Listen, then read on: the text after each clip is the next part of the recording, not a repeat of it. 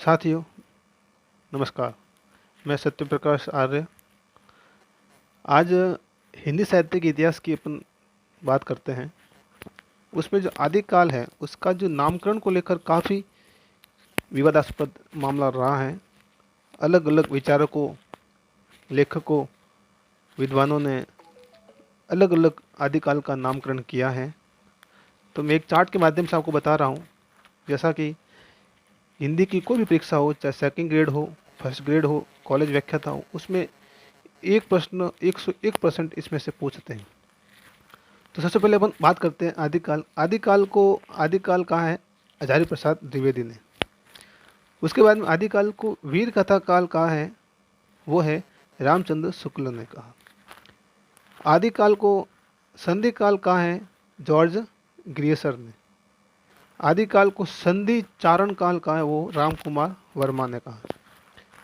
आदिकाल को सिद्ध सामंत काल कहा है, वो राहुल सांकृत्यायन ने कहा। आदिकाल को बीज वपन काल कहा है, वो महावीर प्रसाद द्विवेदी ने कहा है।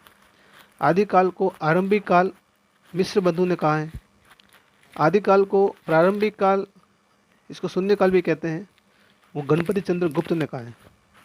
आदिकाल को अंधकार काल कमल कुल श्रेष्ठ ने कहा है। आदिकाल को संक्रमण काल राम खिलवान पांडे ने कहा है। आदिकाल को अपभ्रंश काल बच्चन सिंह ने भी कहा है, चंद्रदत्त शर्मा गोलरी ने भी कहा है और धीरेन्द्र वर्मा ने भी कहा है। आदिकाल को वीर काल विश्वनाथ प्रसाद मिश्र ने कहा है। आदिकाल को जय काल रमाशंकर शुक्ल रसाल ने कहा है। आदिकाल के बाद में कुछ रीतिकाल के नामकरण में भी विवाद रहा है, तो वो भी देख लेते हैं अपन। रीतिकाल को रीतिकाल रामचंद्र शुक्ल ने, श्याम सुंदर दास ने कहा। रीतिकाल को अलंकृत काल मिश्र बंधु ने कहा। रीतिकाल को श्रृंगार काल विश्वनाथ प्रसाद मिश्र ने कहा। रीतिकाल को कला काल रमाशंकर शुक्ल रसाल और भागीरथ मिश्र ने कहा। रीतिकाल को रीति श्रृंगार काल त्रिभुवन सिंह और भागीरथ मिश्र ने कहा। आधुनिक काल में भी कुछ नामकरण हुए हैं। आधुनिक काल को गद्य काल रामचंद्र शुक्ल ने कहा। आधुनिक काल को वर्तमान काल मिश्र बंधु ने कहा। आधुनिक काल को प्रेम काल विश्वनाथ प्रसाद मिश्र ने कहा। आधुनिक काल को नवीन विकास का काल श्याम सुंदर दास ने कहा। और आधुनिक काल राम कुमार वर्मा गणपति चंद्र गुप्त ने कहा। आधुनिक काल को नव जागरण काल राम विलास शर्मा ने कहा। तो इस प्रकार से साथियों बहुत सारे नामकरण आदिकाल के, रीतिकाल के और आधुनिक काल के हुए हैं। एग्जाम में एक प्रश्न इसमें से 101% पूछने की संभावना बनती है।